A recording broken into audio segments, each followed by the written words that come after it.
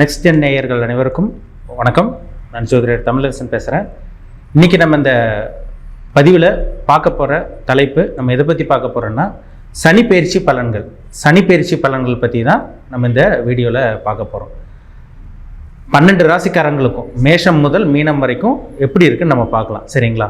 சனிப்பெயர்ச்சி எப்போ நடக்குதுன்னு பார்த்தோம்னா வர மார்ச் மாதம் 29ஆம் தேதி 2025 சனிப்பெயர்ச்சி நடக்கும். அதாவது சனிக்கிழமை இரவு 9:44 வந்து பார்த்திங்கன்னா கும்பராசியில் இருக்க சனி மீன ராசிக்கு பயிற்சி ஆயிடுவார்.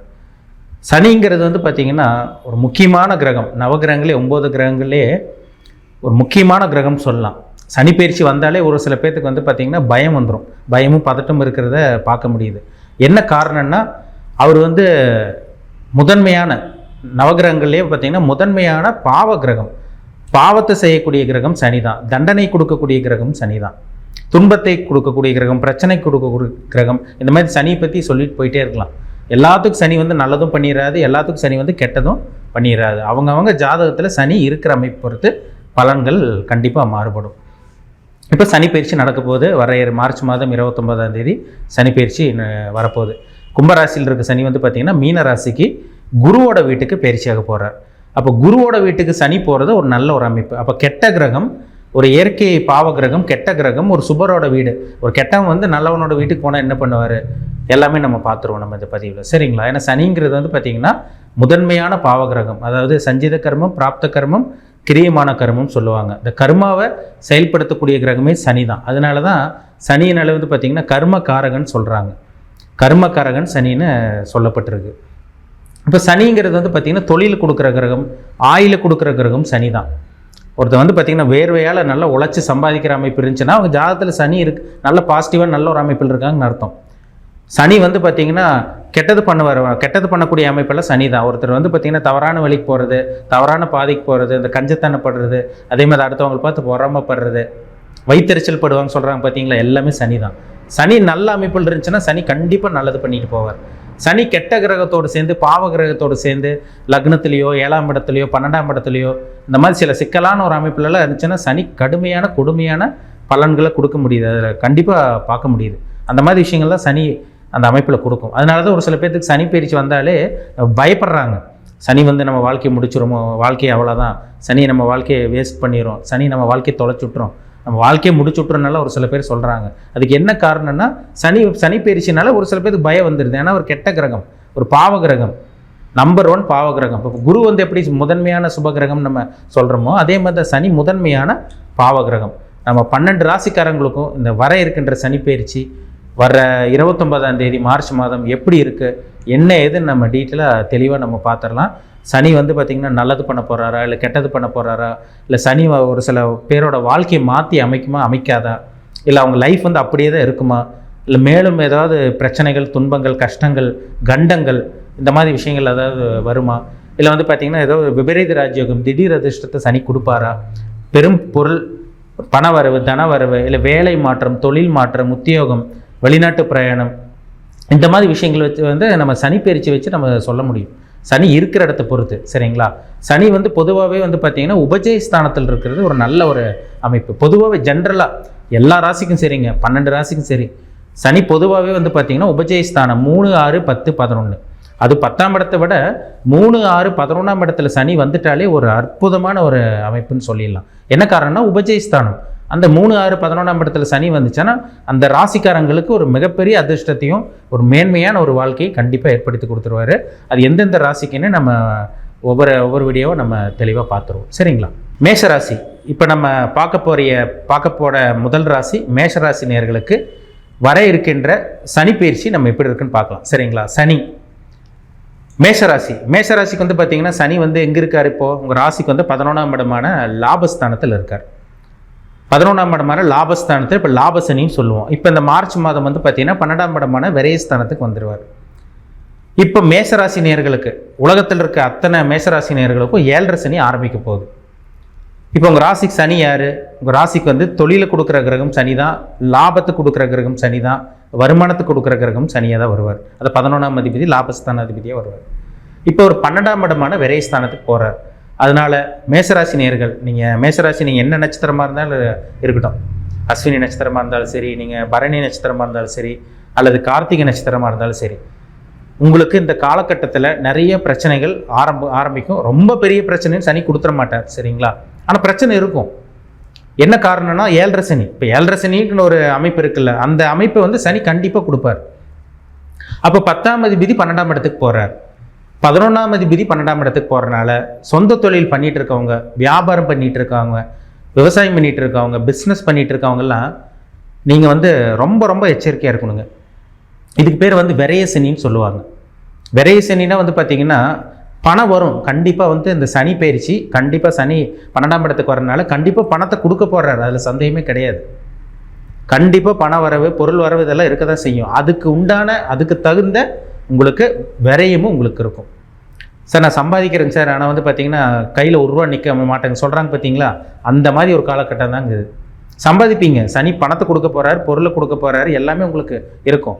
ஆனால் கையில் வந்து பணத்தை சேஃப்டி பண்ண முடியாமல், பணத்தை மிச்சம் பண்ண முடியாமல் இந்த சனி பயிற்சி கண்டிப்பாக கொடுக்கும். இந்த சனி கண்டிப்பாக கொடுப்பார். அதுக்கு பேர் தாங்க விரைய சனின்னு சொல்கிறோம். அதனால் ஏதோ ஒரு அமைப்பில், சரிங்களா, ஏதோ ஒன்று நீங்கள் வந்து முதலீடு போடுறது ஒரு நல்ல ஒரு அமைப்பு. ஒரு வீடு வாங்கலாம், ஒரு இடம் வாங்கலாம், ஒரு ப்ராப்பர்ட்டி வாங்கி போடலாம், ஒரு பிளாட் வாங்கி போடலாம், ஒரு 2 வீலர் 4 வீலர் வாங்கணும்னு நினைக்கிறீங்களா, இல்லை வாகனத்தை மாற்றணும்னு நினைக்கிறீங்களா, அடிக்கடி வாகனம் ரிப்பேர் வச்சுட்டு இருக்குங்க சார், வாகனத்தை மாற்றணும்னு நினைக்கிறோம், தாராளமாக நீங்கள் மாற்றலாம். அதுக்குண்டான காலகட்டம் இது. விரயத்தோட விரயமாக செலவோட செலவாக போயிடும்.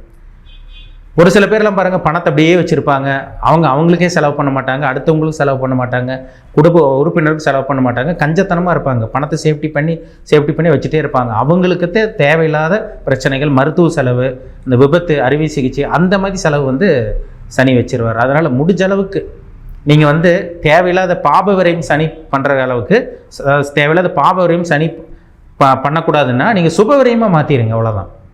சுப வரையமாக கன்வெர்ட் பண்ணிடுங்க. நல்ல வரையம்னா என்ன, வீடு வாங்குறது, நிலம் வாங்குறது, கல்யாணம் பண்ணுறது, வீடு புனர்ஜனை பண்ணுறது, மொட்டையடிச்சு காது குத்துறது, இந்த மாதிரி ஏதோ ஒரு வீட்டுக்கு தேவையான பொருள் வாங்கி போடுறது, நல்ல விஷயம் பண்ணுறது, இந்த மாதிரி எல்லாம் பார்த்தீங்கன்னா நீங்கள் இந்த 7.5 சனியில் பண்ணிட்டீங்கன்னா அது விரயத்தோட விரயமாக போயிடும். அப்போ உங்களோட உடல் ஆரோக்கியத்திலும் வண்டி வாகனத்தில் விபத்து, இந்த மாதிரி விஷயங்களை சனி கண்டிப்பாக பண்ணவே பண்ணாது. அப்போ இந்த 7.5 சனியில் முடிஞ்ச அளவுக்கு, இந்த விரைய சனி காலகட்டங்களில் முடிஞ்ச அளவுக்கு நீங்கள் விரயம் பண்ணுறது நல்லதுங்க, சரிங்களா? சொந்த தொழில் ஆரம்பிச்சிடாதீங்க, பிஸ்னஸ் பக்கமெல்லாம் போயிடாதீங்க, கவனமாக இருங்க. கூட்டு தொழில் பக்கமெல்லாம் போயிட வேண்டாம். அதே மாதிரி சனி வந்து 12ஆம் இடத்துலேருந்து வந்து பாருங்கள், உங்கள் ராசிக்கு 2ஆம் இடத்தை பார்ப்பாரு. ஒரு சில பேருக்கு குடும்ப சம்பந்தமான பிரச்சனைகள், கணவன் மனைவிக்குள்ள கருத்து வேறுபாடு வரும். வண்டி வாகனத்தில் கவனமாக போங்க. கொடுக்கல் வாங்கல் விஷயம், பணம் கொடுக்கறதும் சரி, வாங்குறதும் சரி, கவனமாக இருக்கணும். அதேமாதிரி வந்து பார்த்திங்கன்னா ஒரு சில பேர்த்துக்கு இந்த பல் சம்பந்தமான பாதிப்பு, கண் சம்பந்தமான பாதிப்பு இதெல்லாம் வரும், சரிங்களா? அதனால் உடல் ஆரோக்கியத்தில் கண்டிப்பாக கொஞ்சம் எச்சரிக்கையாக கவனமாக இருங்க. ஏன்னா ஏற்கனவே இப்போவே ஜனவரியிலேருந்தே பாருங்கள், உங்களுக்கு மேசராசி நேயர்களுக்கு ஒரு சில பேருக்கு மூட்டு பிரச்சனை, முழங்கால் பிரச்சனை, அறுவை சிகிச்சை பண்ணுற மாதிரி ஆப்ரேஷன் செலவு, மருத்துவ செலவெல்லாம் ஒரு சில பேருக்கு வச்சுட்டு தான் இருக்குது. 7.5 சனி வர்றதுக்கு முன்னாடியே ஒரு சில காலகட்டங்கள், ஒரு சில மாதத்துக்கு முன்னாடி சில அந்த அறிகுறி கண்டிப்பாக தெரிஞ்சிடும். மேசராசி நேயர்களுக்கு இப்போவே ஒரு சில அறிகுறி தெரிஞ்சுட்டு தான் இருக்குது. அதனால் நான் சொல்கிறத ஃபாலோ பண்ணிட்டீங்கன்னா கண்டிப்பாக உங்கள் வாழ்க்கை பெரிய அளவுக்கு, உங்கள் வாழ்க்கை அடுத்த கட்டத்துக்கு போகும். பெரிய அளவுக்கு பிரச்சனையில் போய் மாட்ட மாட்டீங்க. கல்யாணம் ஆகாதவங்க இந்த காலகட்டங்களுக்கு திருமணம் பண்ணிடுங்க, கல்யாணம் நடந்துடும் உங்களுக்கு. விரயத்தோட விரயமா, செலவோட செலவாக பண்ணிடுங்க. ஏன்னா 12ஆம் இடத்துக்கு சனி வர்றார். அப்போ அவர் செலவு பண்ண வைக்கிற சனிங்க. அது செலவு கொடுக்குற அமைப்பு தான் இந்த சனி. ஏன்னா அவர் விரயஸ்தானத்தில் இருக்கிறனால இந்த சனி பேரே வந்து பார்த்திங்கன்னா விரைய சனின்னு தான் சொல்கிறோம். அப்போ செலவு கொடுக்குற கிரகம் சனிங்கிறனால, விரைய சனியாக இருக்கிறனால தேவையில்லாத முதலீடு, தேவையில்லாத விஷயங்களை போய் மூக்கல் நுழைச்சி மாட்டிக்க வேண்டாம். மாமா மச்சம் கூட தொழிலை பண்ணுறேன், அண்ணன் தம்பி கூட பண்ணுறேன், நண்பர்களோடு சேர்ந்து கூட்டு தொழில் பண்ணுறேன், பிஸ்னஸை பெருசுப்படுத்துகிறேன், இந்த மாதிரி விஷயங்கள்லாம் வரும். கவனமாக இருங்க. ஏற்கனவே மேசராசினியர்களுக்கு தொழிலில் ஒரு கான்சன்ட்ரேஷன் வந்துருச்சு, அதை தொழிலில் பெருசுப்படுத்தணும், புதுசாக தொழில் ஆரம்பிக்கணும், அந்த மாதிரி விஷயங்கள்லாம் வந்திருக்கு.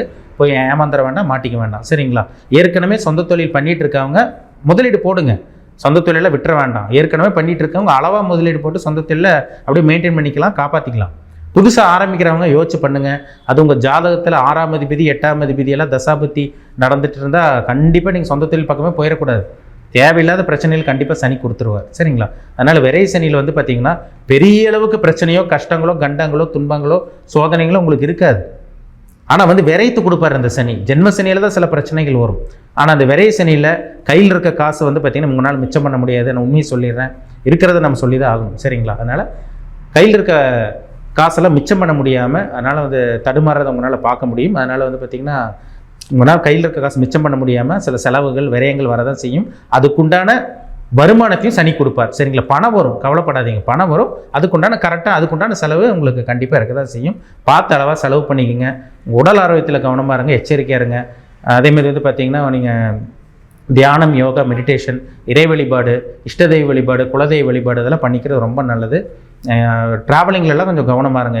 இரவு நேர பிரயாணங்கள்லாம் ரொம்ப கேர்ஃபுல்லாக இருக்கணும். சரிங்களா? மற்றபடி நீங்கள் 2 வீலர் 4 வீலர் வாங்குறது, அதே மாதிரி செகண்ட் ஹேண்ட் 2 வீலர் 4 வீலர் வாங்குறது இதெல்லாமே இந்த 7.5 சனி காலகட்டங்களில் தான் நடக்கும். திருமணம் நடக்கிறது, புத்திர பாக்கியம் இதெல்லாமே 7.5 சனி காலகட்டங்கள் நடக்கும். அப்படி வந்தால் தானே நீங்கள் செலவு பண்ண போகிறீங்க. அப்போ செலவு ஏதோ ஒரு மூலமாக சனி உங்களுக்கு வச்சு தானே ஆகும். அந்த மாதிரி ஒரு செலவு தான் இது செலவு வரப்போகுது. அதனால் நீங்கள் தாராளமாக நீங்கள் திருமணம், புத்திர பாக்கியம் இதுக்கெல்லாம் நீங்கள் தாராளமாக ட்ரை பண்ணலாம். 2 வீலர் வாங்குறது, 4 வீலர் வாங்குறது, ஒரு இடம் வாங்கி போகிறது, நிலம் வாங்குறது, வீடு இடித்து ஆல்ட்ரேஷன் பண்ணுறது, இந்த மாதிரி விஷயங்களுக்கெல்லாம் ஒரு அருமையான நேரம். பிஸ்னஸ் பண்ணிகிட்டு இருக்கவங்க கவனமாக இருங்க. அதில் மட்டும் பண விஷயத்தில் மட்டும் கொஞ்சம் கேர்ஃபுல்லாக கவனமாக இருக்கும். சரிங்களா? மற்றபடி நீங்கள் எந்த ஒரு விஷயமா இருந்தாலும் நீங்கள் தாராளமாக பண்ணலாம். வெளிநாட்டு போகிறவங்க வெளிநாட்டுக்கு முயற்சி பண்ணலாம். அது உங்களுக்கு கண்டிப்பாக வெற்றி தான் கொடுக்கும். எச்சரிக்கையாக இருங்க. சரிங்களா? இந்த 12ஆம் இடத்துல இருக்க சனி வந்து பார்த்திங்கன்னா அதை வந்து பார்த்திங்கன்னா தேவையில்லாத விரயங்கள் வைக்கும். ஒரு செலவு வரும், அந்த செலவுக்கு இது முடிக்கிறக்குள்ள இன்னொரு செலவு வரும். இந்த மாதிரி விஷயங்கள்லாம் அந்த 7.5 சனியில் தான் வரும். அதனால் எல்லா மேஷராசி நேயர்களும், உலகத்தில் இருக்க அத்தனை மேஷராசி நேயர்களும் எச்சரிக்கையாக இருக்கக்கூடிய காலகட்டமாக தான் இந்த சனி பயிற்சி இருக்கும். அதனால் எச்சரிக்கையாக, ஜாக்கிரதையாக, கவனமாக இருங்க. சரிங்களா?